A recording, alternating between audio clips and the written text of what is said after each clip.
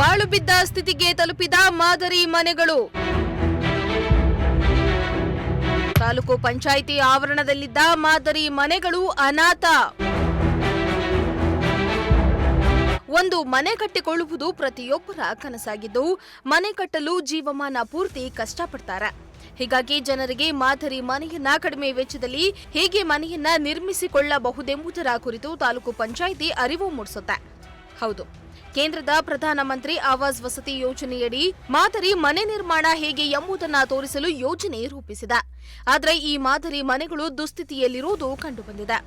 ಹೌದು, ಶಿರಾ ತಾಲೂಕಿನ ಪಂಚಾಯತ್ ಆವರಣದಲ್ಲಿ ಇಲಾಖೆ 2-3 ವರ್ಷಗಳ ಹಿಂದೆ ಮಾದರಿ ಮನೆಗಾಗಿ ನಿರ್ಮಿಸಿದ್ದ ಕಟ್ಟಡಗಳು ಈಗ ಅನಾಥ ಸ್ಥಿತಿಯಾಗಿ ಬಿದ್ದಿವೆ.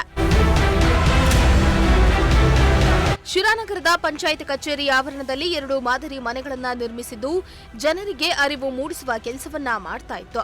ಜೊತೆಗೆ ಮಾದರಿ ಮನೆಯಲ್ಲಿ ಶೌಚಾಲಯವನ್ನ ಕೂಡ ನಿರ್ಮಾಣ ಮಾಡಲಾಗಿತ್ತು. ಆದ್ರೀಗ ಮಾದರಿ ಮನೆಗಳು ಶಿಥಿಲಾವಸ್ಥೆ ತಲುಪಿದ್ದು ಕಟ್ಟಡದಲ್ಲಿ ಬಿರುಕು ಬಿಟ್ಟಿವೆ.